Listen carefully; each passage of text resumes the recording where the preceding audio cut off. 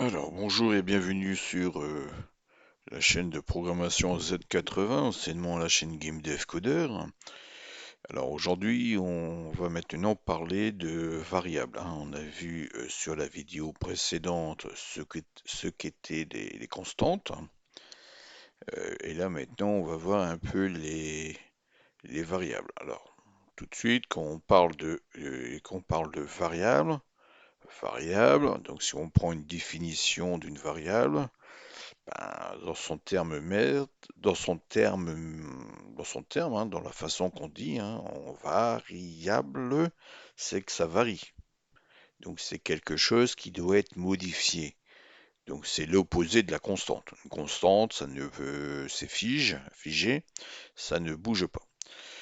Bon, donc pour pouvoir vous présenter un peu les constantes, je vous ai fait un peu ce schéma. Alors, il faut pas avoir peur, hein, de ce genre de schéma, hein. C'est des schémas, des organigrammes un peu fonctionnels qui permettent d'avoir une vision de ce que fait un morceau de programme ou un programme dans sa globalité. Bon, nous, ce qu'on va faire, donc les étapes que nous allons faire pour que vous compreniez bien, hein, vous allez voir que c'est pas compliqué, hein. On va faire une phase d'initialisation.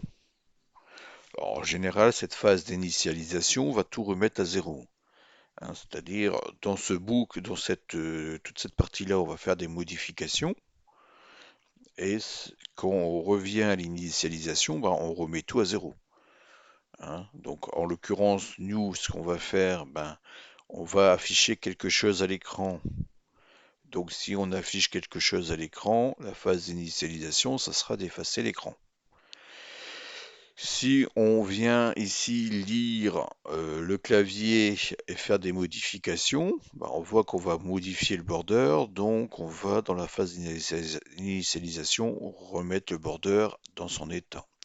On va modifier ici la position en XY d'une cellule, d'accord? Donc on va remettre la position initiale de la cellule. Voilà. De façon à ce qu'on repart euh, sur la frame, je dirais, ou la page de départ, à l'état initial. Une fois que l'état initial est calculé, hein, ou réalisé, on va afficher notre cellule.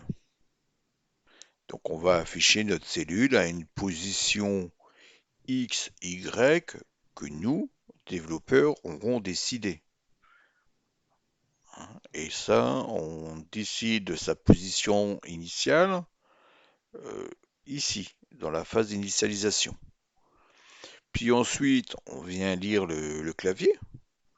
Si la touche R du clavier, pour moi R c'est reset, bah, est enfoncée, je reviens à la phase d'initialisation. Donc je remets l'écran à zéro, je repositionne ma cellule en la position initiale, je remets le border s'il a été modifié au border d'origine, et je reviens ici, donc je réaffiche ma cellule. Puis je viens relire le clavier. Si j'appuie en mettant sur la touche espace, ben ici je viens modifier la couleur du border. Et on voit que je ne fais rien d'autre. Donc je clique sur espace, je modifie la couleur du border. Voilà, c'est ce que je fais. Et je ne fais rien d'autre. Puis je reviens ici lire le clavier. Si j'appuie sur la touche R, ben je réinitialise tout, je réaffiche la cellule et je relis le clavier. Si j'appuie sur une touche directionnelle, donc une touche flèche de curseur, qu'on vient modifier la position XY. Donc on se doute que si on touche les flèches de curseur, ben, on va modifier soit X ou Y, hein. On va positionner soit la cellule à gauche, soit la cellule à droite, soit la cellule en haut, soit en bas. X pour les positions droite-gauche, Y pour les positions au bas. Donc on vient modifier ici la position et on vient réafficher la cellule. Donc on voit qu'on réinitialise pas l'écran, hein, puisque l'initialisation d'écran est là. D'accord? Donc on fait juste un déplacement de notre cellule. Et je reviens à la lecture du clavier. Et si j'ai une autre touche d'affoncé, bah, je fais rien, hein. Autre touche ici, hein, vous voyez les cellules, les rectangles violets là, bah, c'est les touches. Donc si j'ai une autre touche, bah, je ne fais rien, je tourne. D'accord? Voilà ce que nous allons réaliser ici. Alors comme on voit que on va modifier ici une position, et on voit également qu'on va modifier une bordure, hein.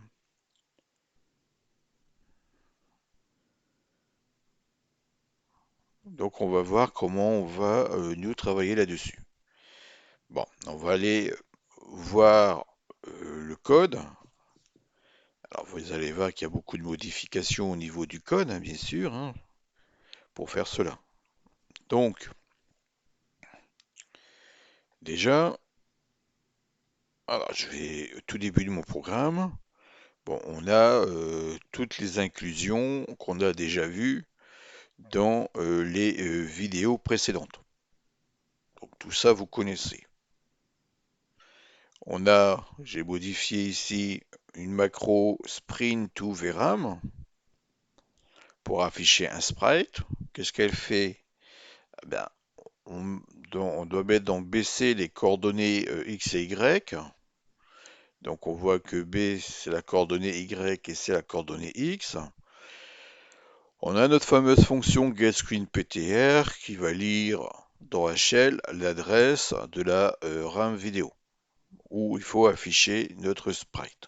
On ne l'utilisera pas hein, dans cette vidéo, mais sachez que elle existe. Et ensuite, comme dans RAM to VRAM, on utilise le registre DE en tant qu'adresse vidéo, on échange DE et HL. Et on positionne l'origine ou l'adresse de notre sprite dans HL pour pouvoir copier ben, tout notre sprite, je dirais, de la RAM vers la vidéo VRAM. Ça, c'est quelque chose que nous avons déjà vu. Rien d'extraordinaire. On fait un call. On sait qu'un call, ben, c'est une fonction, il y a un retourne. D'accord? Ici, pareil, on fait un call, donc il y a un retourne ici. On sait qu'une macro, qu'est-ce qu'elle fait? Bien, elle vient prendre le code qu'il y a ici, elle modifie par ce qui est passé entre parenthèses, enfin entre paramètres ici, entre les accolades, hein. Donc il vient de modifier, on va mettre ce qui est passé en paramètres ici, bah, ici, voilà, et elle fait un copier-coller du code à l'emplacement où la macro est définie. D'accord? Rien de plus simple, hein. De même, bon, on a vu sur la vidéo précédente, j'ai réécrit une macro qui va venir directement non plus dessiner un sprite, mais dessiner directement les octets dans la VRAM pour représenter la même chose que le sprite dans une couleur donnée, c'est-à-dire que nous ici, comme on a nos cellules qui sont de couleur unie, ben, je ne vais pas m'embêter à mettre en mémoire et prendre de la place en octets bah, de nos cellules. Je préfère lui passer directement une couleur et on va faire la même chose, c'est-à-dire on va calculer l'adresse en mémoire selon les coordonnées BC passées. La fonction getRepeater va nous retourner eh ben, une adresse dans le registre HL.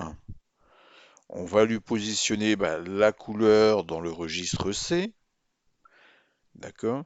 Et ensuite, je vais dessiner une cellule de 2 fois 8, enfin de 2 octets sur 8 octets. soit 16 octets pour dessiner notre cellule. D'accord? Alors, j'ai rajouté une petite macro que ici on n'avait pas vue, hein, pour pouvoir effacer une zone de mémoire dans la RAM, puisqu'on va devoir réinitialiser un moment, on va devoir effacer l'écran. Effacer l'écran. On a vu dans les vidéos précédentes que la RAM vidéo, ce qu'on appelle la VRAM, se situe entre C000 et FFFF. D'accord? C'est-à-dire qu'entre C0, C 3 fois le chiffre 0 et FFFF, ça veut dire qu'on a un écart de 4000 en hexadécimal. Hein, si vous faites le calcul ici, hein,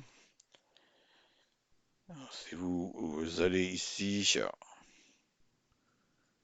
faire bah, une, deux, trois, quatre fois le... attention, ici j'ai mis un trop. Moins C, 1, 2 et 3.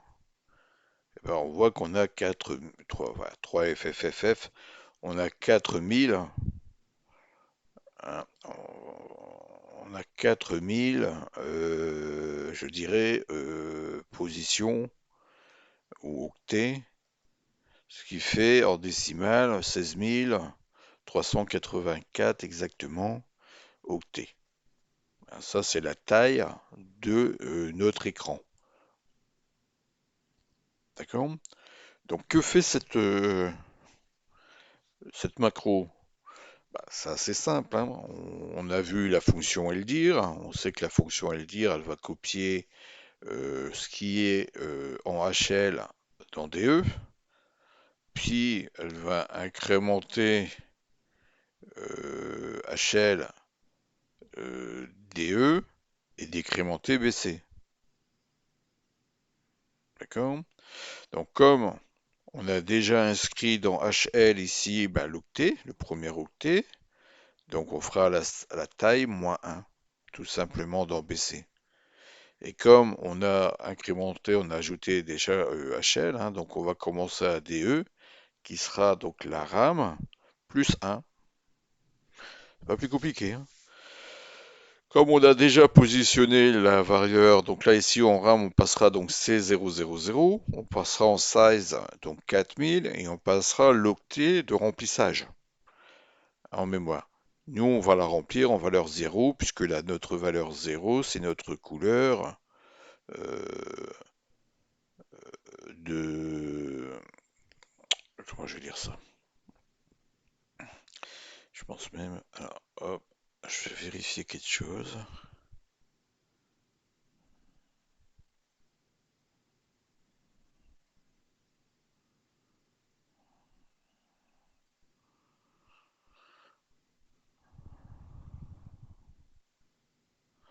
C'est ça. On va remplir en couleur 0, enfin, qui est la couleur de l'écran de fond. D'accord? Alors, vous voyez comment on le fait. Moi j'ai créé une fonction efface écran et je mets ma macro. Rappel, la macro.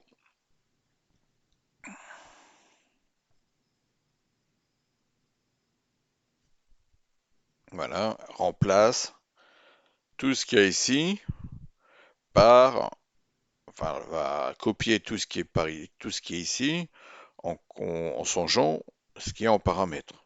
D'accord? Donc on aura, si c'est 00, on aura de LDHL, c'est 000, on aura des deux. Là on fait un petit calcul, donc size RAM c'est 00 plus 1, donc c'est 0001. La taille 4000, 4000 moins 1, 3 FFFFF. D'accord? Et l'octet HL qu'on vient lui passer ici, donc 00, dièse 00. Et on aura donc un effacement d'une partie de notre RAM qui est celle de la VRAM, ce qui fait qu'on va effacer donc l'écran. Alors, ici, Comment je vais expliquer ça? On va donc utiliser des variables pour faire bouger, hein, je dirais, notre cellule à l'écran. Donc, si on veut faire bouger notre cellule à l'écran, je vais ici créer deux macros puisque on a du code redondant, d'accord? C'est-à-dire que pour aller à gauche ou en haut, j'ai le même code. Donc j'en ai fait une macro.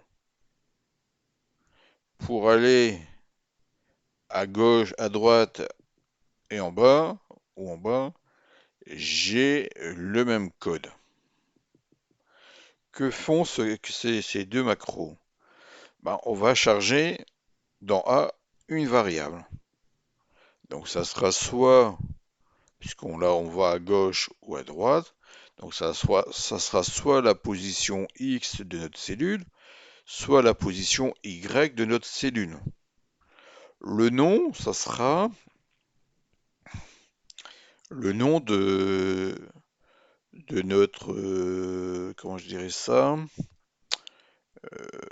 on va utiliser des étiquettes pour que le programme, quand on appuie sur la flèche de droite, de haut, de bas en gauche, puisse se référencer à, un code, à un bout de code, je dirais, correspondant.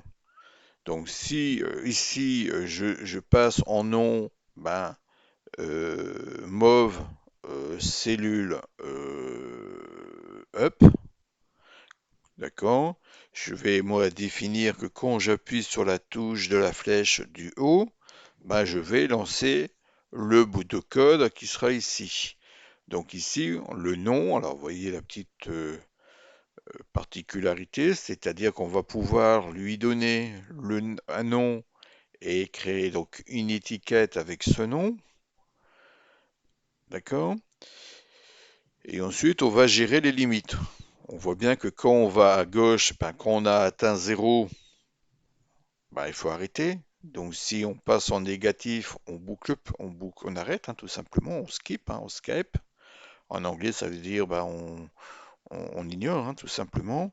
Et quand on arrive en haut, ben, c'est pareil, hein, puisque quand l'écran est fait entre 0 et en hauteur, on doit incrémenter pour descendre et décrémenter pour monter. De même, pour aller à droite, on incrémente et pour aller à gauche, on décrémente. Donc, quand on arrive ici, donc on va décrémenter donc, notre variable. Si notre variable est inférieure à 0, est négatif, dans ce cas, on skype, hein, donc c'est-à-dire qu'on va venir afficher ici, hein, tout simplement, notre cellule. Si ce n'est pas le cas,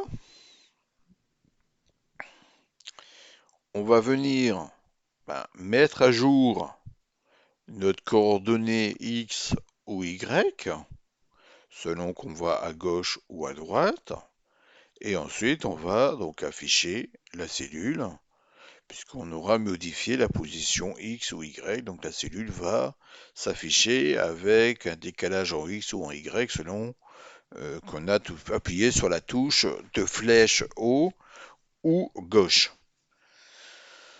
D'accord? Alors ici, pour maintenant les déplacements à droite et en bas. On a une notion, alors vous voyez un peu plus haut ici, c'est un peu plus bas. J'ai défini des constantes. J'ai défini des couleurs de cellules. Je connais la couleur 0 qui est la couleur noire. Enfin, c'est pas la couleur noire. C'est pas la couleur noire parce que les noirs je l'ai pas défini. C'est la couleur, en fait, c'est la couleur bleue. C'est pas la couleur noire. Parce que j'ai changé le code et j'ai décidé pour qu'on puisse voir mieux à l'écran les bordures de l'écran, j'ai décidé de le passer en bleu, de laisser par défaut. D'accord? Et j'ai donc ici ces couleurs bleues. Bon, mais c'est pas bleu, une couleur bleue, il y a un blue. J'ai pu écrire bleu, moi aussi, c'est comme ça, hein. Bleu, bleu, bleu, bleu.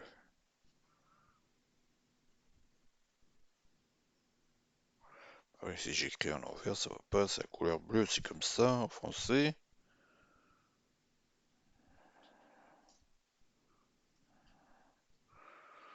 Bon, bref, pas d'importance. Ah ouais, c'est pas grave. Ça a pas d'importance puisque je l'ai mis. Euh, j'ai mis une constante, mais je l'utilise pas.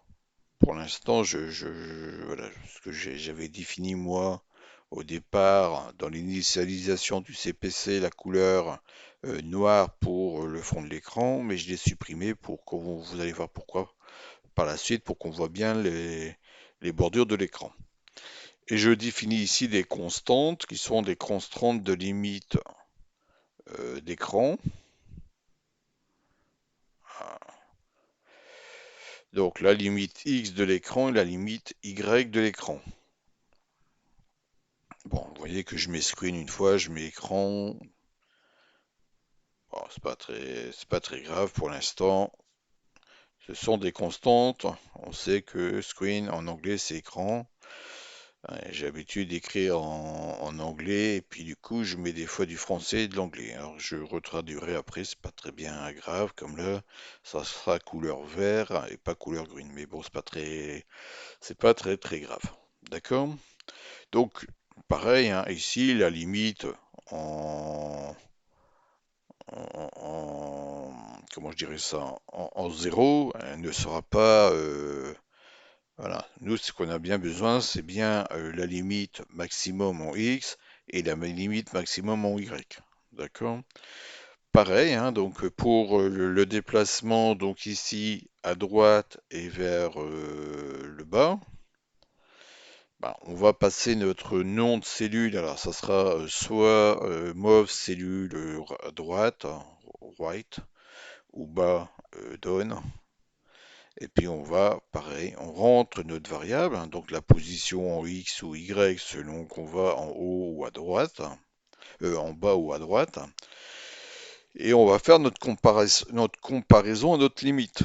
Donc ça soit la limite bah, de l'écran gauche, soit la limite de l'écran haut, selon qu'on est sur X ou Y, hein, selon qu'on est sur la position en horizontal ou en vertical. Et si je déborde, c'est-à-dire que si je dépasse la limite, bah du coup je saute, hein, j'ignore tout simplement la modification de la variable, hein, tout simplement qui est passée en paramètre, hein, de ma macro. D'accord? Si c'est pas le cas, si je n'ai pas dépassé la limite, je viens mettre à jour ben, la position en X ou en Y et je saute pour afficher ma cellule. Là, c'est pareil, hein. Si jamais je ne suis pas en négatif, je mets à jour la position en X ou en Y selon que je vais donc à gauche ou vers le haut et je vais afficher ma cellule. Alors vous allez me dire pourquoi faire des macros? Eh ben, parce que faire des macros, ça va vous permettre d'avoir une visibilité dans votre code bien plus nette que si vous écrivez ben, en dur, hein, tout ça, plus tout ça, et, euh, et 4 fois, hein, donc une, 2, 3, 4. Ça vous ferait un paquet de 1, 2, 3, 4, 5, 6, une dizaine de lignes fois 4, donc ça vous ferait un paquet de 40 lignes. Alors que là, moi, quand je vais utiliser cette macro ou ces macros, bah, ça me fait que ça. Donc là, on commence bien à comprendre que on va ici. faire move, donc un déplacement d'une cellule. On va décrémenter ben, notre position Y de notre cellule et on va créer notre fonction move up cellule. On voit qu'ici on va décrémenter, on va déplacer notre cellule, on va décrémenter la position X et on va créer notre fonction ou notre étiquette pour pouvoir aller récupérer le mouvement à gauche, move lisse cellule. Vous voyez? Et là ici, ben, on a deux déplacements avec notre limite en Y et notre limite en X, mais on voit qu'on va incrémenter la position de nos cellules. Soit la position Y, soit la position X, selon qu'on va en bas ou en haut. Et c'est très simple, hein. Et ça, c'est une, deux, trois, quatre lignes pour les déplacements directionnels. Très simple. C'est-à-dire que ici, quand on a ici curseur, bah, vous voyez, on a le curseur de haut, de gauche, de bas et de haut. C'est c'est rudimentaire. Quand on lit ça, on comprend, hein. Quand on fait du code, on essaie de faire quelque chose de compréhension, de compréhensible. Donc là, on va au déplacement directionnel. Bah, on voit bien qu'on va déplacer une cellule en haut, à gauche, en bas, à droite. Et on voit bien qu'on vient chercher ici des variables. D'accord? Position Y, position X, position Y, position X. Comment sont déclarées ces variables? Alors, hop,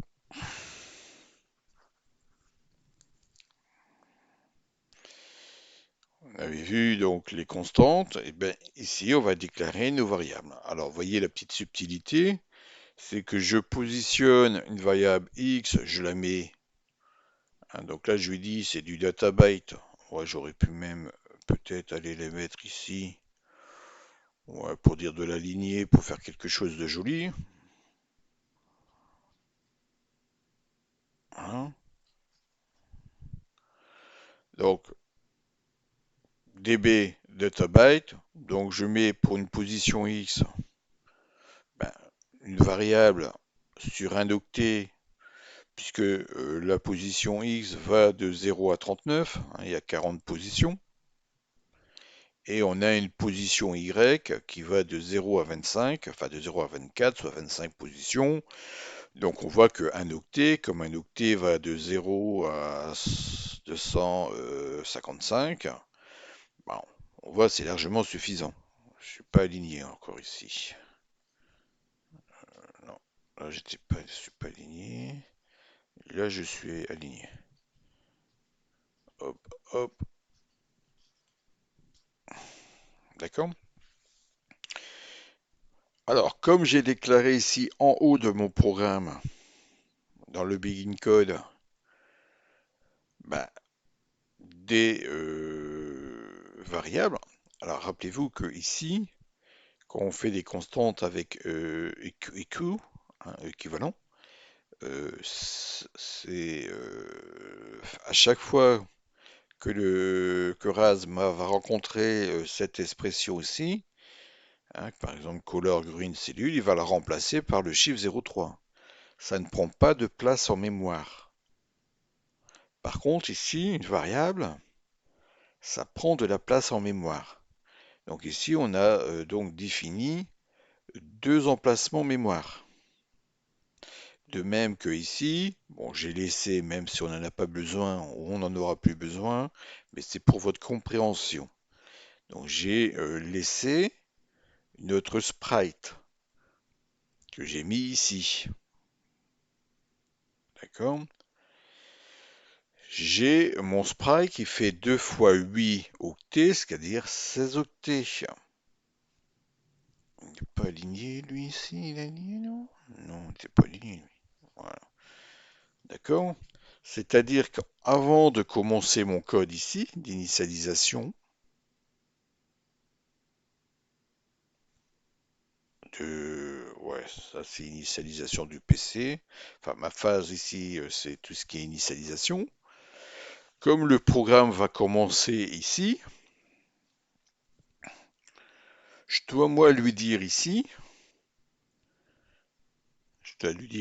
attention, le programme, je vais l'implanter à la mémoire, à l'adresse mémoire 100 en hexadécimal, soit à l'emplacement mémoire 256 en décimal.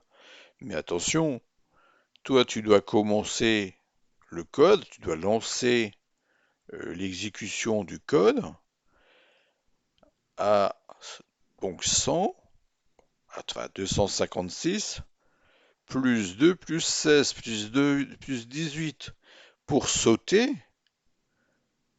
bah, jusqu'ici, pour qu'il vienne sur cette instruction qui est ici, la première instruction. Puisque moi j'ai envie que tout ce qui est variable soit en haut de de mon code.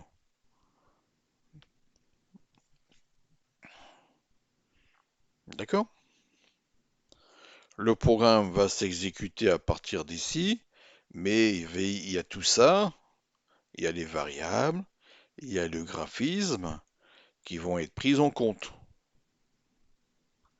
qui seront insérées ou implantées juste avant l'instruction DI.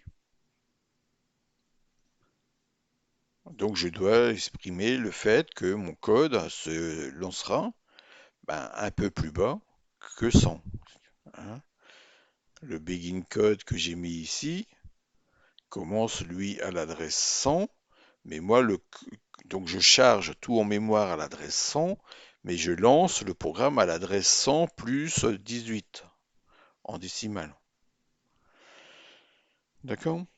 Bon. Alors mettons, je vous ai un peu expliqué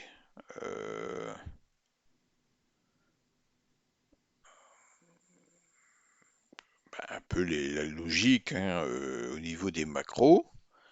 On a vu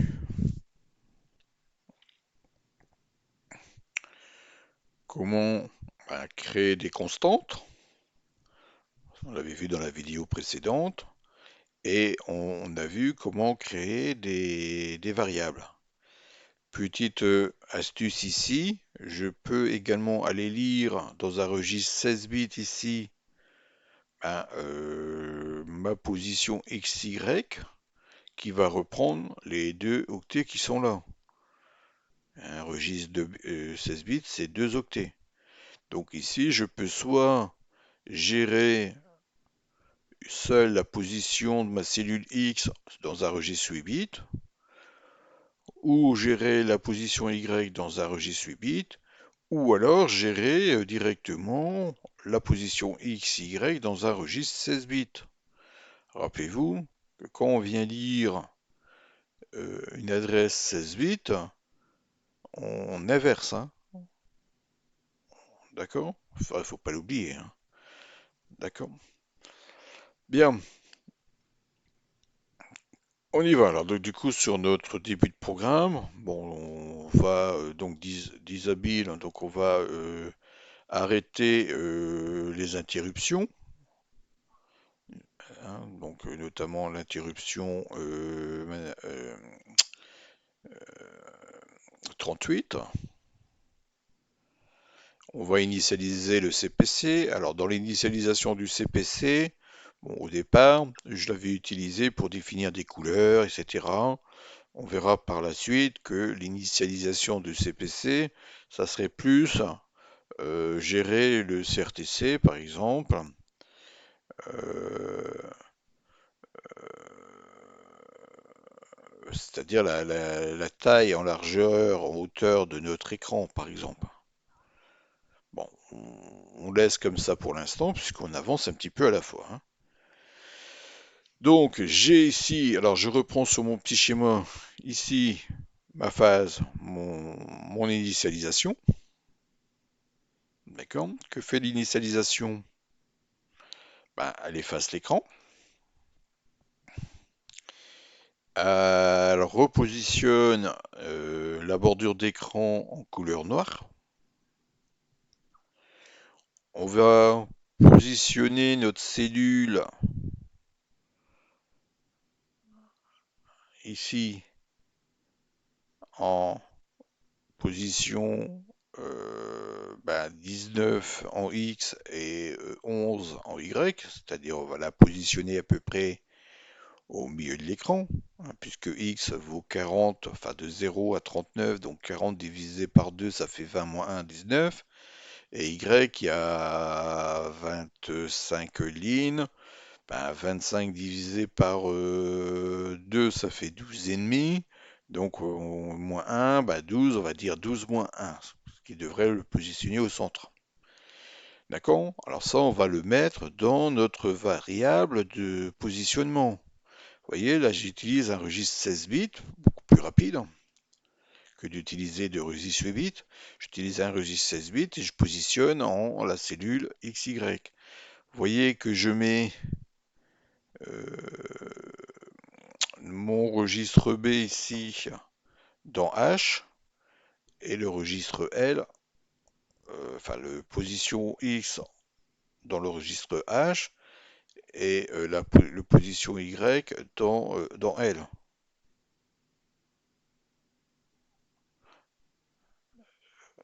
Je dis pas de bêtises là. 11. 11 c'est B. Donc vous voyez, j'ai inversé, hein. J'ai inversé X, Y, j'ai inversé donc Y, X pour pouvoir le repositionner ici, hein, puisque X, Y.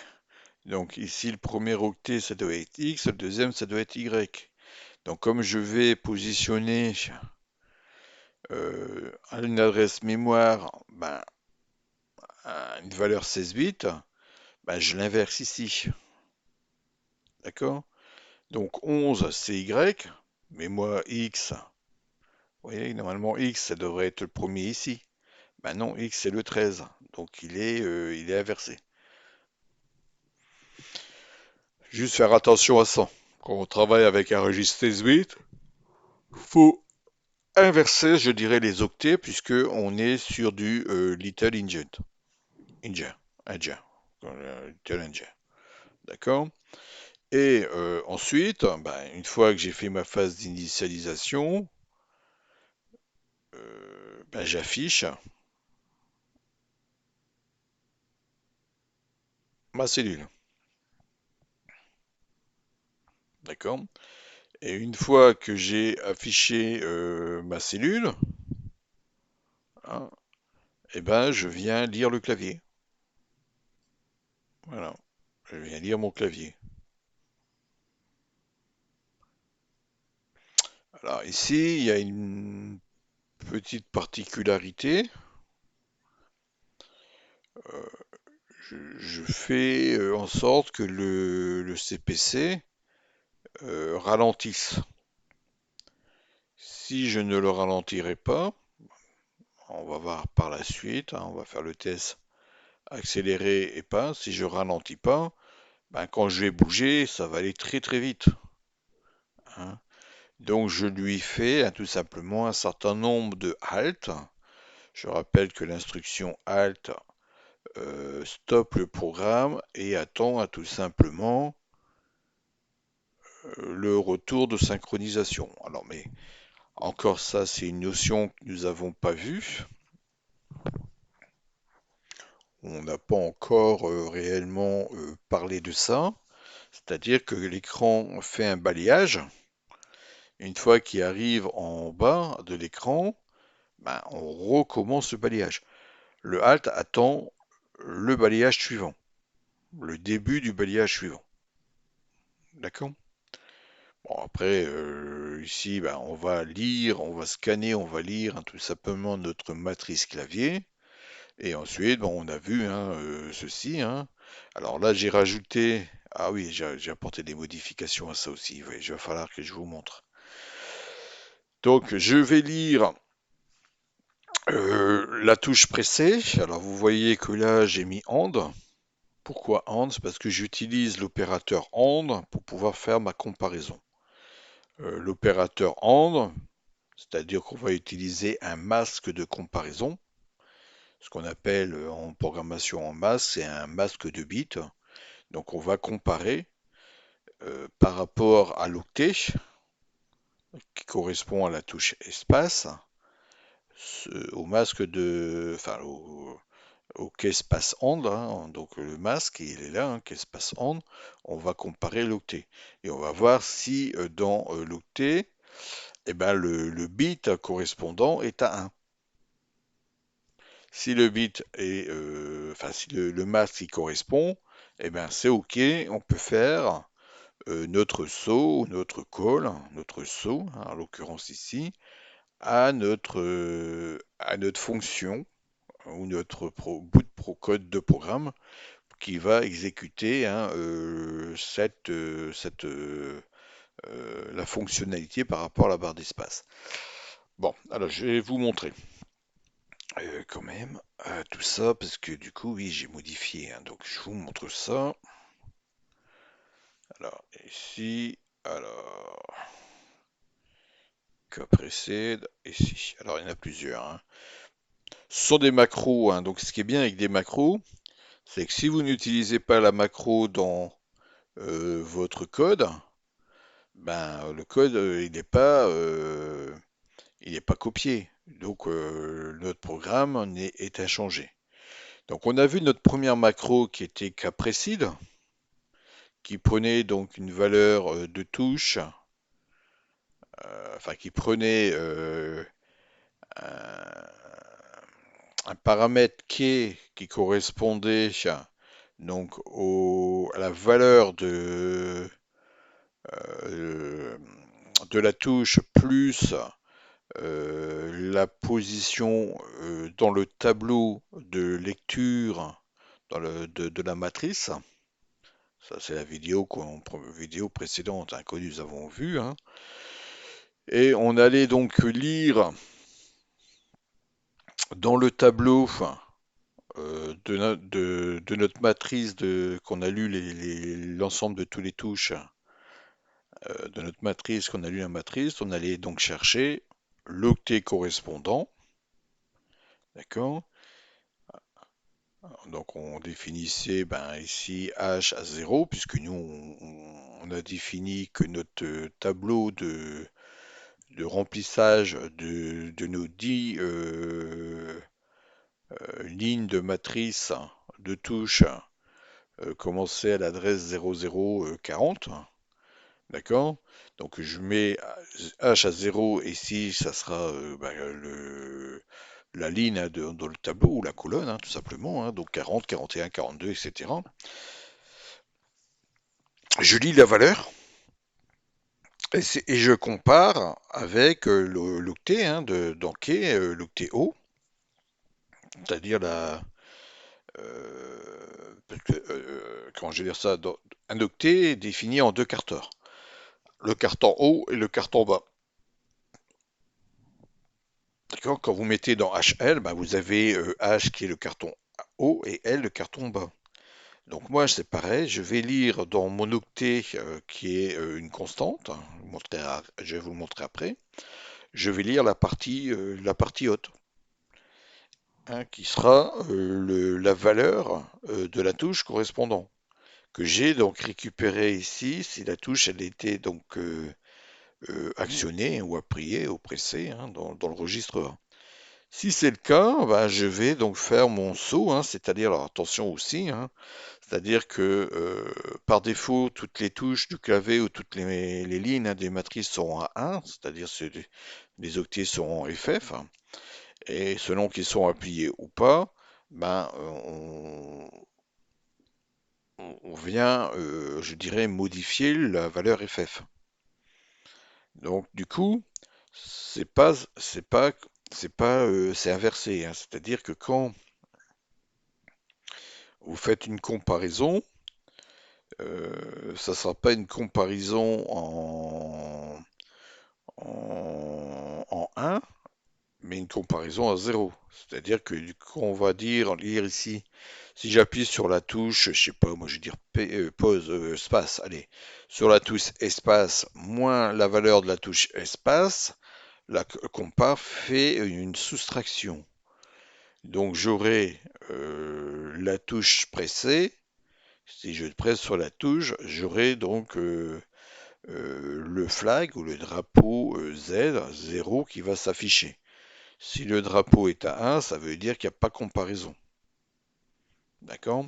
Et si donc il n'y a pas, s'il y a comparaison, c'est-à-dire si le flag Z 0 est à 1, eh ben je vais sauter, hein, vous voyez ici, je fais un saut à la procédure qui sera ici. D'accord? Bon. Ça, vous voyez, j'ai calculé, ça fait 10 octets, 38 cycles, cette façon de procéder.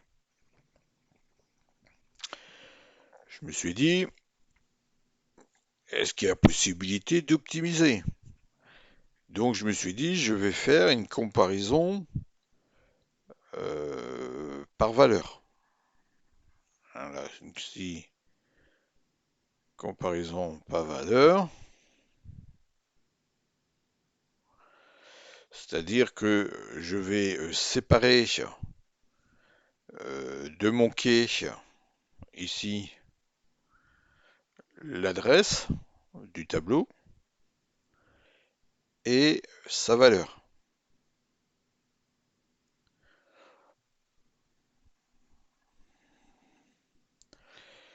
D'accord? Donc du coup, comme je passe directement l'adresse ici, ben, c'est une adresse 16 bits, ben, je vais lui passer 0040 par bêton, hein, pour la première ligne matricielle de notre table de l'ensemble de deux touches. Je vais passer, donc récupérer directement. Alors pourquoi je fais ça? Parce que j'utilise un registre 16 bits qui est plus court que d'utiliser ici ben, le L, ben, d'accord, et le H. C'est-à-dire que si le H, je sais qu'il sera toujours à zéro, mais le fait de faire LDL, virgule, K, ben, ça va me prendre autant d'octets, et donc du coup ici ça va faire une 2, ça va me faire 4 octets, ça va me prendre 4 octets ici, alors qu'en passant directement ici HL, 0040, ben ça me fait 3 octets. Donc je gratte un octet, hein. D'accord? Je vais lire dans HL, donc du coup, pareil, hein, la valeur qui est dans la table. Je le compare avec la valeur de la touche que je souhaite tester. Et pareil, hein, donc si c'est 0, donc c'est bien c'est bien la même touche, donc je saute. C'est exactement la même chose que ce que j'ai là, à part que j'ai simplifié, puisque là j'ai un LDHL,0, donc je tape une 2, 3, 4 octets, alors là je gratte un octet, hein. Donc c'est pour ça que j'ai ici 9 octets et 34 cycles. Vous voyez? Là j'avais 10 octets, 38 cycles. Ben, le fait de passer dans un registre 16 bits, ben, j'ai gratté, j'ai gagné un octet et 4 cycles. Bon, ce qui est pas mal, hein. Bon, j'ai gratté un octet, 4 cycles, bon, c'est plus rapide et c'est moins grand en mémoire. D'accord?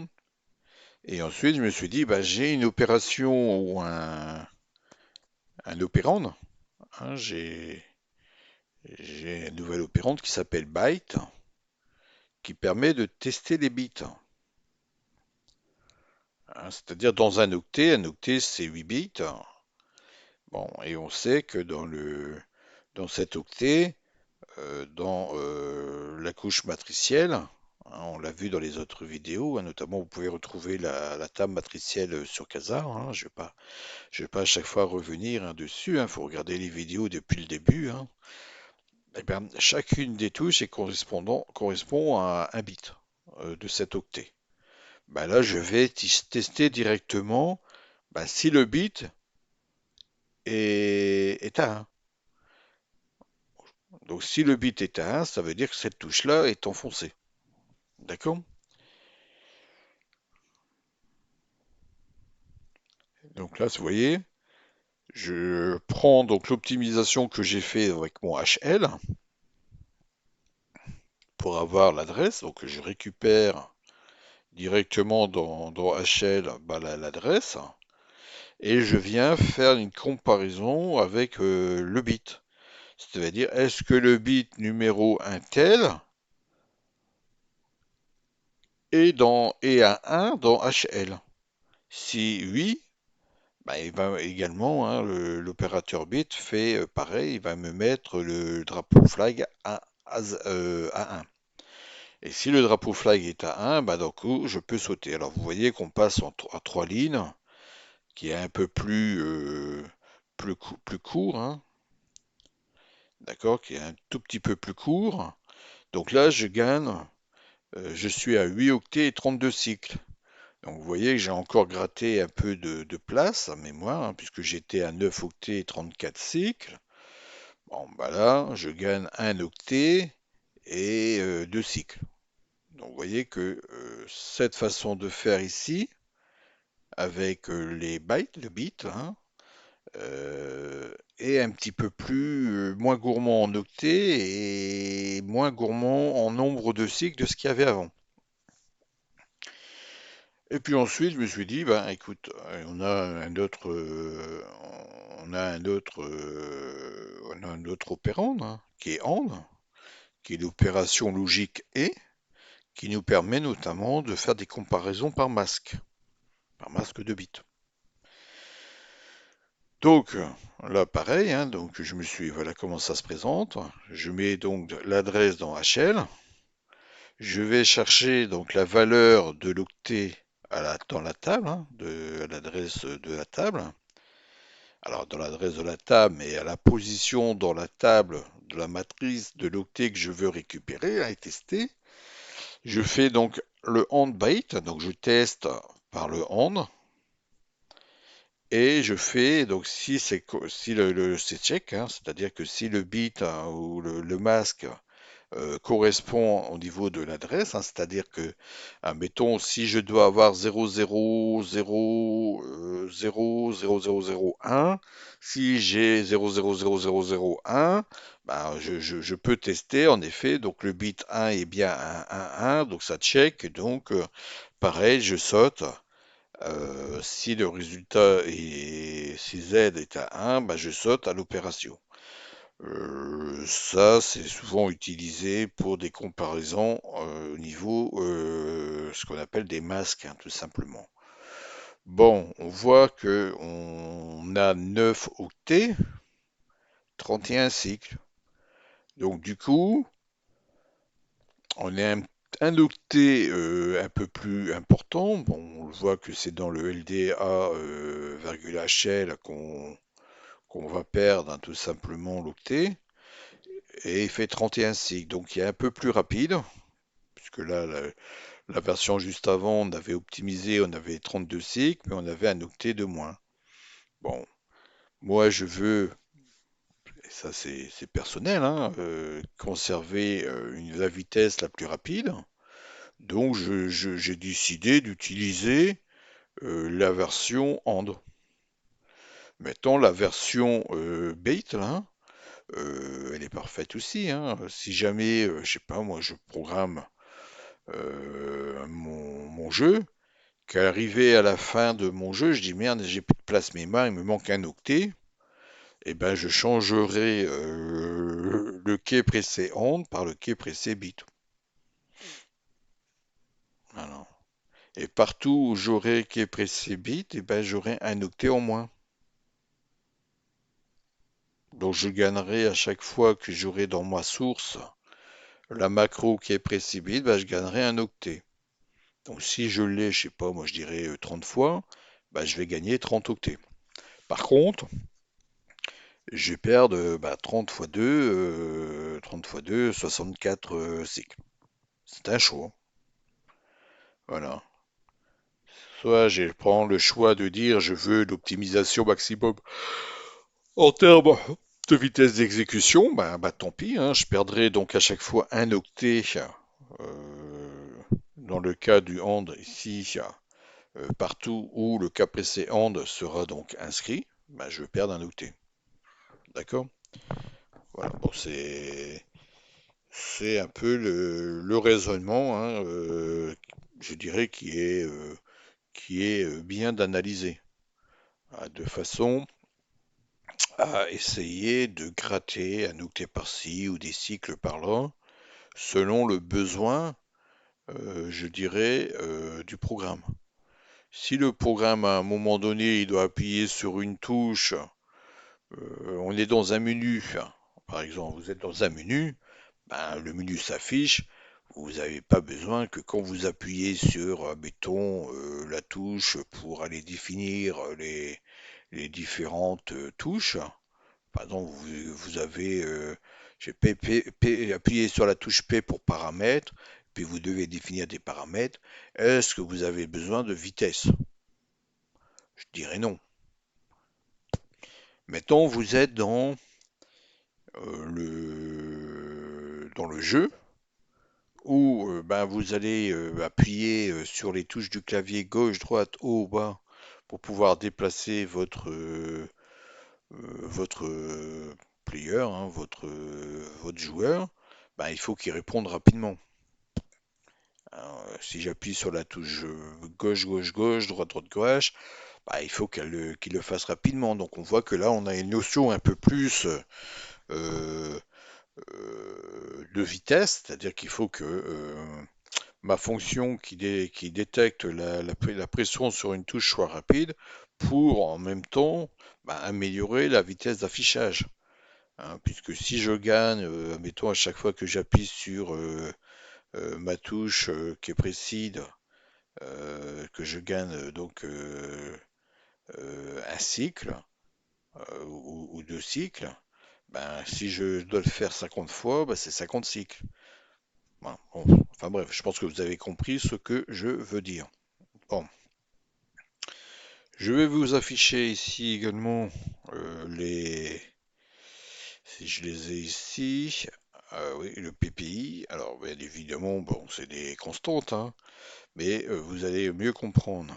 C'est-à-dire que ici, vous voyez, je définis le buffet, hein, des touches. On a la version ici FD40, ce qu'on avait vu la première version, hein. D'accord. Ensuite, la version avec la valeur, j'ai séparé le buffet.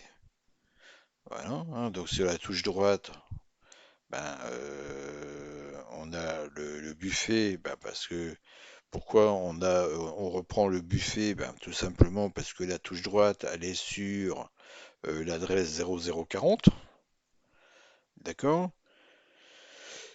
La valeur, c'est FD, donc on a séparé, hein, c'est une façon de faire aussi avec la deuxième version de notre détection de touche, c'est-à-dire qu'on pourrait décider de mettre l'adresse mémoire enfin, ailleurs, hein, tout simplement. Après, on a notre détection par bit. Donc on voit que ici, on va tester si le bit 1 est enclenché, hein, tout simplement, hein. Là, si le bit 0 est enclenché, là, si le bit 0 est enclenché, là, si le bit 2 est enclenché, là, si le bit 7 est enclenché. Voilà, d'accord? Selon les touches. Et après, on a la gestion par masque. Donc, on va tester ici. Alors, attention, ici, quand je mets donc pourcent, ça veut dire qu'on est en binaire. Donc, binaire 0,1, c'est un octet, c'est-à-dire que là, j'ai un octet, hein. C'est-à-dire que j'ai tous des zéros devant, 1 et 0. Donc, j'ai 6 zéros devant, un 1 et un 0. D'accord? Là, c'est pareil. J'ai 7 zéros devant et un 1. Donc je teste tout simplement par masque. D'accord? Bah 2, 0, 1, 0, 0, 1. Je teste donc le bit 2. Le bit 2, ben 0, 0, 1. Donc c'est le troisième à partant de la droite, hein, de notre octet. D'accord? Là, je teste le bit 7. Ben là, on voit, hein, on a nos 7 0 devant, enfin derrière le 1. Le bit 2, 0, 0, 1. Le bit 3, bah, ça serait 0, 0, 0, 1. D'accord? Bon, il faudra regarder, hein, plusieurs fois, je dirais, la vidéo au besoin pour bien comprendre ces subtilités d'encodage qui vous permettent d'optimiser, hein, tout simplement vos programmes. D'accord? Alors, on en était ici. Bien, alors, je reprends ici mon dessin. D'accord? On a fait une initialisation, on a affiché notre cellule à sa position initiale. On va lire le clavier. Donc on est sur notre lecture de clavier. Si j'appuie sur la touche R, je retourne à initialisation. Donc si j'appuie sur la touche R ici, là, la deuxième ligne, hein, celle-ci, hein, et ben je retourne à initialisation. Hein, donc je retourne ici à ma phase d'initialisation. On reface l'écran. On remet notre couleur de bordure en couleur noire.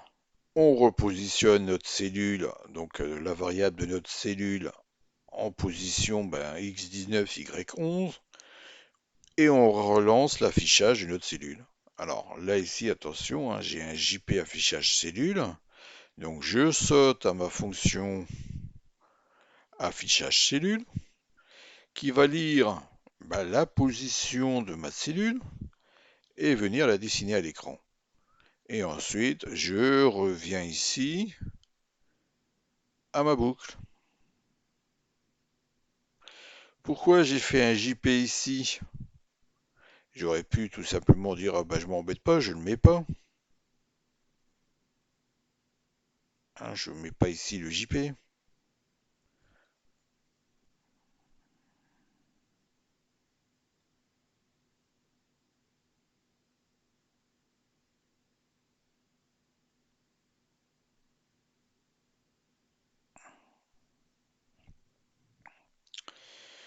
Si je ne le mets pas ici, si je ne le mets pas ici, affichage, ben, j'efface l'écran, je n'affiche rien. Quand j'appuie sur ma touche R pour faire le reset, ben, j'affiche rien. Moi, j'ai besoin à ce que ma cellule soit affichée à l'initialisation sur l'écran. Si j'appuie sur la touche espace, je vais changer la bordure de l'écran. Donc, si j'appuie sur l'espace, je saute à border screen ici. Qu'est-ce qu'il fait? Il me positionne le port Gateway puisque je vais utiliser les couleurs. Et je viens changer la bordure de couleur avec l'encre bleue. Avec du brillant bleu. Et je reviens à ma boucle de jeu. Ce qu'on fait, hein. Voilà, j'appuie sur R, je réinitialise tatatac. J'appuie sur la touche espace, je vais modifier la bordure et je reviens à ma boucle de jeu. Si j'appuie sur mes touches de clavier, le gauche, haut, droite, bas, hein, je vais faire MOV lift cellule, MOV up cellule, MOV droite cellule, MOV up cellule. Voilà. Et ils sont ici. Là. Et ils sont ici. Donc si je saute à la cellule MOV haute cellule, c'est la macro ici qui va oh voilà, il va être ici. Donc ce qu'on a vu, hein, juste au début, hein, Je charge la valeur de ma valeur dans A, ma variable, hein, je la décrémente. Si je suis négatif, eh ben, je passe à l'affichage. D'accord? On a vu que l'affichage, ben, reprenait la valeur de la variable, on affiche la cellule et on saute à la boucle, hein. Donc ici, on positionne X, Y et on retourne à l'affichage. JR affichage, on retourne à l'affichage. Et dans ma boucle, de jeu ici, alors ici, et dans ma boucle de jeu ici, vous voyez, quand j'ai pas appuyé sur space, ni sur R, ni sur gauche, ni sur haut, ni sur droite, etc. D'accord? Et ben, je retourne ici. D'accord? J'espère que j'ai rien oublié. Bon, on va regarder ce que ça donne, hein, maintenant, hein. Donc, si je compile,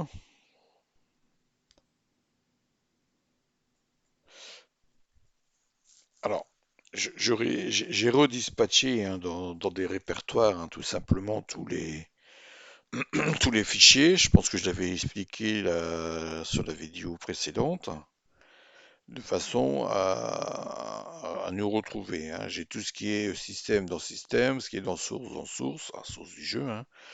Les directives RASM et le compilateur RASM ici. Tout ce qui est par rapport au PPI, ça sera ici. Tout ce qui gère la mémoire ici. Tout ce qui est key ici. Les touches, hein. La gestion des touches et les fonctions macro, etc. Ça sera là, hein, etc., etc. De toute façon, je vous mettrai sur le... Je mettrai tout ça sur un GitHub pour que vous puissiez le retrouver. D'accord? Alors, je lance moi le programme, hein. Donc, le programme s'est initialisé. Alors, vous voyez, hein, j'ai pas mis le fond en noir pour que vous voyez bien les limites de l'écran, hein. Sinon, vous n'allez pas voir, vous n'allez pas comprendre pourquoi ben, le curseur, enfin la cellule n'avance plus. D'accord? Bon, alors, position des départs, hein, c'est ce que on a défini ici, hein, c'est-à-dire avec l'écran, ça sera plus là. On initialise notre cellule, hein, donc on a décidé de la mettre au centre de l'écran. On a décidé de mettre de bordure en couleur noire. Le fond touche pas, mais par défaut c'est du bleu. Et on a donc décidé ensuite de dessiner notre cellule. Donc on dessine notre cellule, hein, qui est bien donc en position milieu, je dirais, de l'écran, hein, plus ou moins, hein, ouais, si, on peut dire elle est centrée à vue d'œil, hein. D'accord? Mettons, j'appuie sur mes touches de clavier. Si j'appuie sur la touche espace, par exemple, bah, je change de bordure. Vous voyez, je mets un bordure bleu clair. D'accord? Si j'appuie sur la touche R, c'est-à-dire ici le reset, hein, je reviens, fait l'initialisation, je reviens au début. Donc si j'appuie sur la touche R, vous voyez, hop, donc j'ai effacé l'écran, hein, tout simplement, et je reviens au début. D'accord? Mettons, si j'appuie sur une autre touche du clavier, bon, bah là, vous pouvez pas voir, bah, rien ne se passe. C'est-à-dire que je suis ici, je tourne. Mettons, si je touche les flèches du curseur, mettons que je vais à droite. Bah, si j'appuie sur la touche de droite, bah, vous voyez, alors, on a bien cet affichage, hein, cette position, un curseur. Donc, on modifie la position X, Y selon que la touche est affichée. Et je vais donc afficher la cellule. Alors bien évidemment, j'affiche une cellule, mais j'efface pas la précédente. Donc du coup, j'ai ce traîné, hein. J'ai le traîné qui est là. D'accord? De même, si je vais en bas, à gauche, vers le haut. Alors je vais aller tout en haut de l'écran. Vous voyez que là, je suis bloqué, hein, puisque je suis arrivé tout en haut de l'écran, donc j'ai atteint la limite haut. Si maintenant je vais à droite, ben, voilà, je ne vais pas plus loin, puisque je suis arrivé à la limite droite, et on a vu hein, dans notre macro ici, donc ici, elle est où? Elle est juste au-dessus, ici, limite droite. Donc quand j'ai atteint la limite droite, je skip. Donc j'affiche, j'affiche ma cellule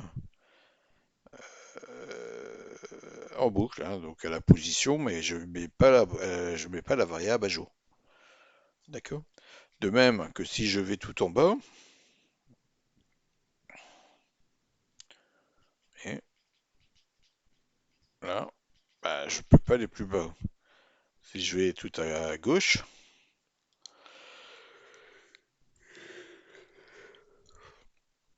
ah, peux pas aller plus loin. Vous voyez? Donc on a bien défini nos limites. Alors, vous voyez que on pourrait hein, déjà décider qu'un jeu, hein, faire un jeu. Alors, je sais pas si vous avez connu Fruity Folk, qui était un jeu, ben, un peu c'était sur ce principe-là, hein. C'est-à-dire qu'il y avait, il dessinait donc un écran, hein, tout simplement, et il dessinait des fruits à l'écran, d'accord? Et ensuite, ben, il fallait aller manger les fruits à l'écran, et puis quand vous vous déplacez, vous écrasez hein, tout simplement le fond de l'écran. Voilà. On pourrait faire ça, hein. Et que là, la logique, elle est déjà là, hein. Donc déjà, avec rien que ce qu'on a vu ici, on n'a pas tout vu pour créer un jeu, hein, mais on pourrait déjà soit créer un jeu tel que Fruity Frank, on pourrait créer un snack. Alors, le snack, c'est le jeu de serpent, hein. Vous devez manger une pomme, et lorsque vous mangez une pomme, bah, vous avez la queue qui grandit. Et si vous touchez votre queue, bah, vous mourrez. On pourrait faire un jeu de trône. Le jeu Tron, bah, il y a le film Tron qui est sorti il n'y a pas longtemps, hein. C'est des motos, hein, donc vous jouez à deux joueurs et le but c'est que vous faites en sorte que l'autre joueur tape sur vous dans votre queue pour mourir. Voilà. Vous voyez? C'est déjà un peu la base, hein, d'accord? Bon, vous voyez que ça fonctionne. Et si j'appuie sur la touche donc R, je réinitialise tout. Voilà, réinitialise le jeu complet à sa phase d'initialisation.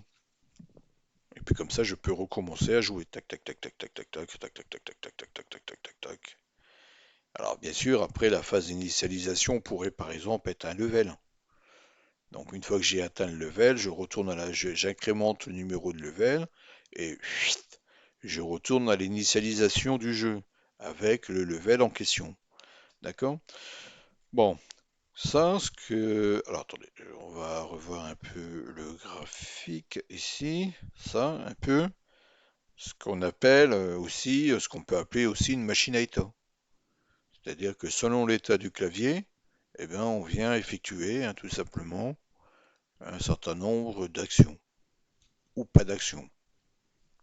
D'accord? Est-ce que j'ai oublié des choses?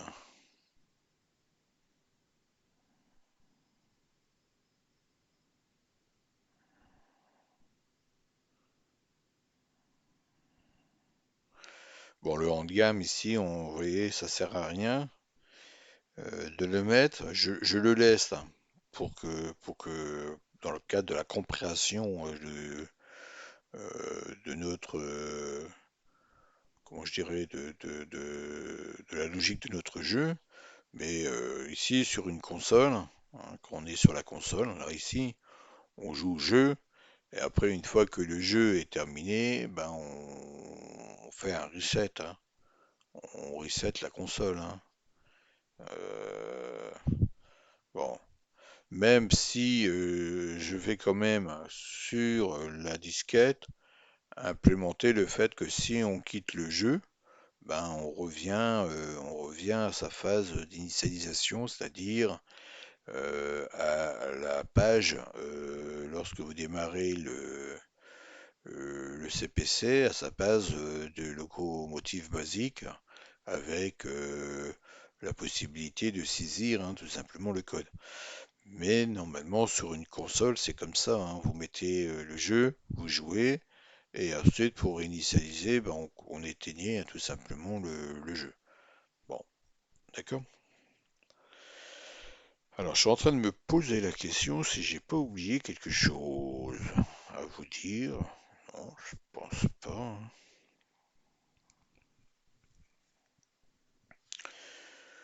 Bon,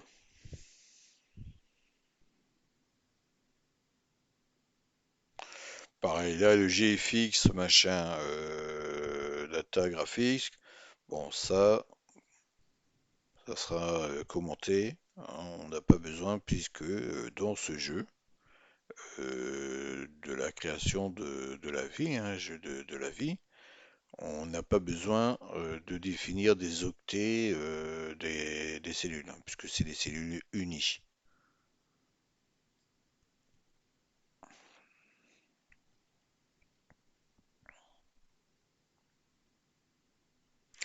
Non, bon, je pense que j'ai fait le tour, hein. Donc dans cette vidéo, on a vu comment créer des macros pour faire les déplacements.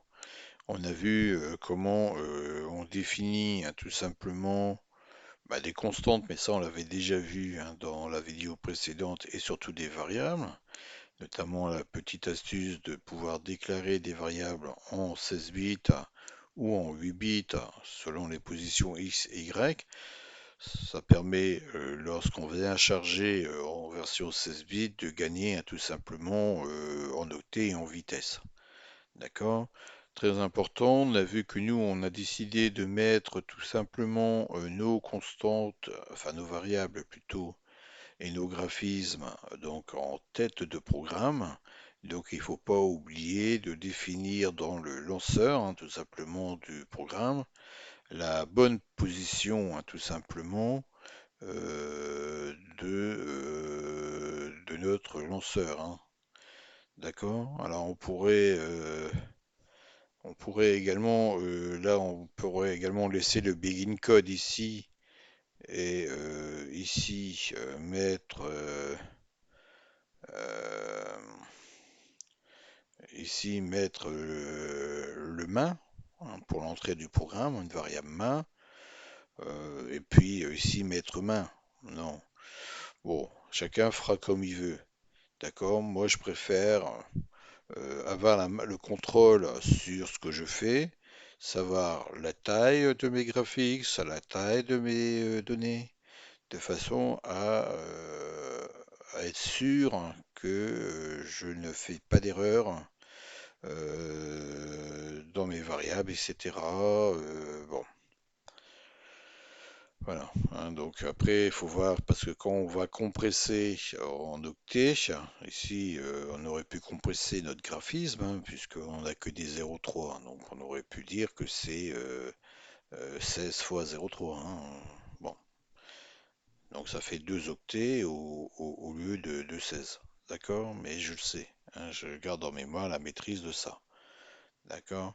Après, on pourra voir comment on peut calculer automatiquement la taille, tout simplement, d'une zone mémoire pour pas se tromper. Bon, on verra tout ça par la suite si besoin. Euh,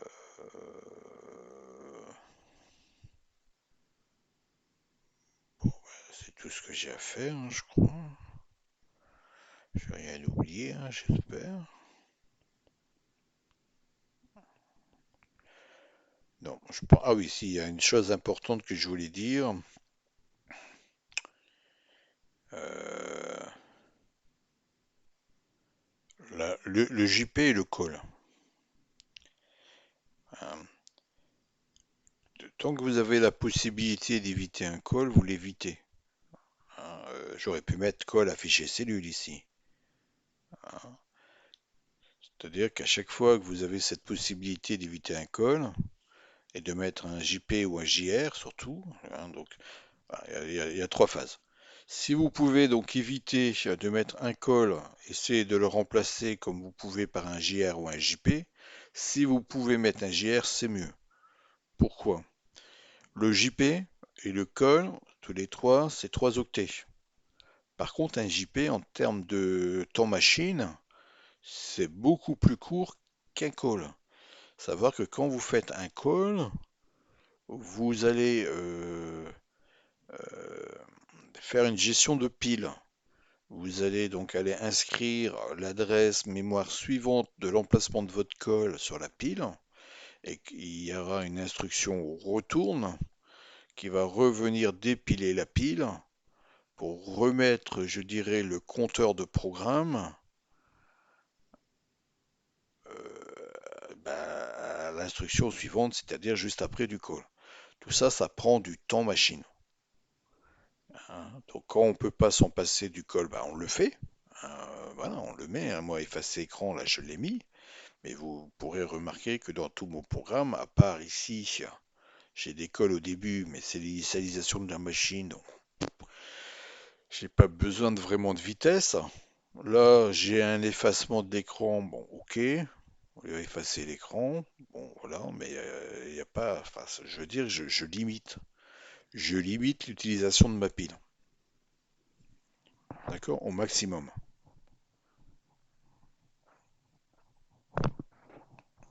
D'ailleurs, ça ici, le DISA Firewall, l'initialisation du CPC, je vais peut-être voir pour faire une macro, c'est-à-dire pour le mettre en dur, hein, tout simplement, de façon à éviter le call. Donc j'aurai macro DISA Firewall qui va faire exactement la même chose euh, que mon call, là, mais du coup en macro. C'est-à-dire il va venir coder, bah, nous ça sera transparent, hein. On verra M Disable Firewall, mais quand je vais le compiler, il va venir mettre en ligne de code linéaire ici le code pour faire le Disable Firewall. Ce qui est mieux, hein. Je vous assure que c'est mieux, puisque du coup ça évite un call. De même pour l'initialisation du CPC, ben, je préférais moi le mettre en macro, en ligne. C'est-à-dire qu'il va m'afficher ici non pas une fonction, mais du linéaire. Voilà. Pour éviter justement le fait d'utiliser la pile. Bon, pour l'instant, on n'est pas embêté avec la pile, donc on n'a pas encore vu d'ailleurs la notion de pile. Donc on va essayer de faire ça dans les vidéos prochaines. Donc j'ai essayé, je vais remettre comment je vais dire ça, je vais revoir un peu bah, toutes les macros ici, les mettre dans leur emplacement en forme de fichier, hein. Donc compléter ici, hein, tous les macros, hein, d'accord, de façon à réduire le code ici, d'accord, hein, donc de réduire un maximum de code, hein. C'est-à-dire que moi ce que je veux c'est, en gros à la fin, ce qu'on veut c'est avoir ici une ligne, ici une ligne, d'accord, tout ça, voilà, et après on commence ici avec notre code, hein, tout simplement. Sachant que également ici, tout ça, là, avec toutes nos fonctions ici que je vais repositionner, d'accord, ça sera une ligne, hein, ça sera fonction, et on aura toutes nos fonctions dedans, hein, ou deux lignes hein, peut-être, mais voilà. Par exemple, tout ce qui est utilisation du système, comme là on a, tu vois, là ici il y a source, bon, il y a plusieurs trucs dedans, mais bon. Ben, je pourrais mettre une ligne inclus de macro source, ou fonction source, fonction du jeu, une ligne fonction key, euh, voilà, pour réduire un peu tous les liens, hein. On essaie toujours d'avoir dans notre code la possibilité d'avoir quelque chose qui soit le plus simple et le plus clair possible en lecture. Voilà. Si je mets un M Disable Firewall, on va comprendre qu'on va disable, c'est-à-dire on va empêcher les interruptions managées 38. On met en off. Si je mets M initialize CPC, bon, on voit que ici le faire sur un call, bon, il n'y a pas besoin d'appeler, on l'appelle qu'une seule fois. On l'appelle qu'une seule fois ici l'initialisation du CPC. Donc ça sert à rien. Euh,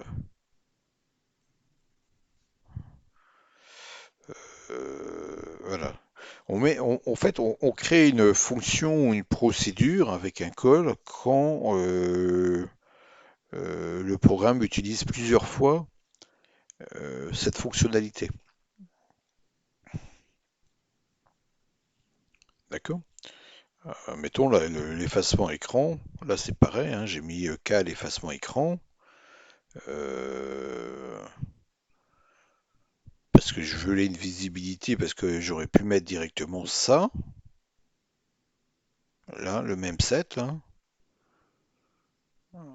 J'aurais pu directement le mettre, bah, le mettre ici. Hein. J'aurais pu très bien faire ça si vous préférez, hein, pour être plus clair avec vous. Voilà, ça je le prends, je le coupe ici, ça je l'efface. C'est parce que c'était pour être le plus lisible pour vous. Hein.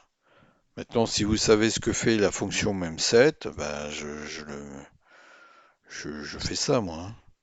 Je, voilà, je fais comme ça. Tac, paste. Il n'y a plus besoin d'avoir un call.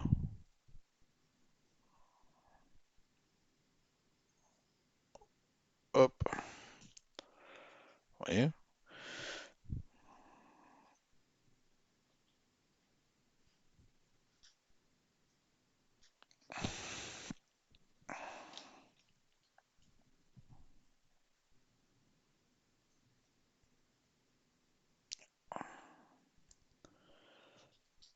Hop, voilà.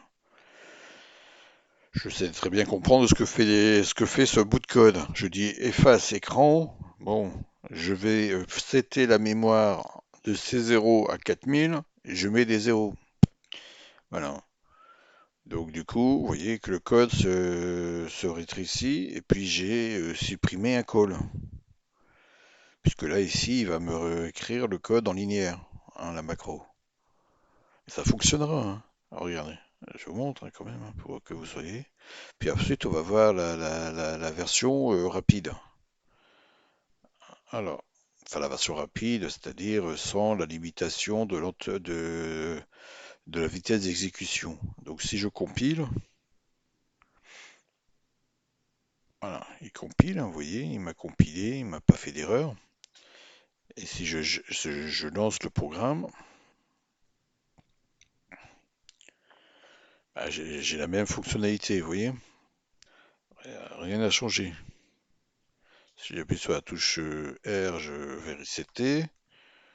Hein, voilà, hop, si j'appuie sur la touche space, je mets la bordure, etc. Alors, maintenant, regardez ça. Ici, on a vu hein, que si je faisais une boucle de 65 Alt pour ralentir la machine. Mettons si je le supprime, c'est pour vous montrer, hein, hein, puisque la boucle du jeu ici va tourner à son plein régime. Hein, il n'y a pas de limitation. Hein. Donc si je relance et que je compile, alors je vais compiler ici le programme. Donc il compile, hein, il n'y a pas de souci là-dessus. Hein.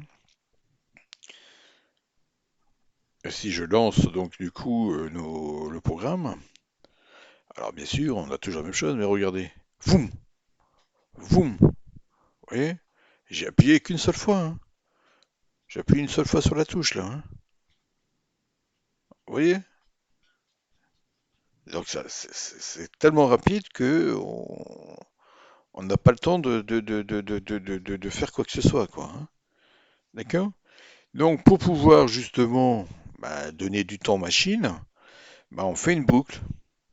Et une boucle, on sait faire, puisque on sait tout simplement que on peut mettre dans B un nombre de valeurs, hein, et qu'avec des J et Z, on peut le décrémenter. Donc là, je fais Alt suspend le programme, hein, je rappelle, suspend le programme, hein, c'est-à-dire qu'il stoppe le programme. Il stoppe le programme jusqu'à ce que l'interruption 38 s'exécute, si vous préférez. Stoppe le programme, interruption 38 s'exécute, il reprend. D'accord? Donc ça, quand vous faites un Alt ici, il faut obligatoirement que les interruptions masquables soient on, hein, soient activées, hein. D'accord? Sinon, si vous mettez un Alt et que vous avez désactivé les interruptions masquables, si vous avez fait votre DI ici et que vous n'avez pas fait le EI ici, ici, vous restez bloqué, hein. Votre programme n'avance plus. Et vous dites, merde, pourquoi il n'y a plus rien qui fonctionne? Plus rien ne fonctionne parce que justement, vous avez stoppé votre programme, hein. D'accord? Bon, voilà, je vais arrêter sur cette vidéo. Je pense qu'il y a beaucoup de choses intéressantes dans cette vidéo. Si vous appréciez ce genre de vidéo, n'hésitez pas à vous abonner pour recevoir les notifications des vidéos suivantes, hein. Je rappelle que c'est gratuit, mais que ça aide la chaîne à se développer. Et n'hésitez pas également à liker, mettre un pouce, des commentaires, hein, si vous avez des choses que vous n'avez pas compris, ou même si vous avez des choses que vous dites, oui, mais non, là, il y a une erreur de logique, ça serait mieux de faire comme ça. Moi, je suis à votre écoute, hein, n'hésitez pas à m'en faire part. Allez, je vous dis merci en tout cas d'avoir regardé cette vidéo. Je vous souhaite un bon week-end et vous dis donc à la vidéo suivante. Au revoir.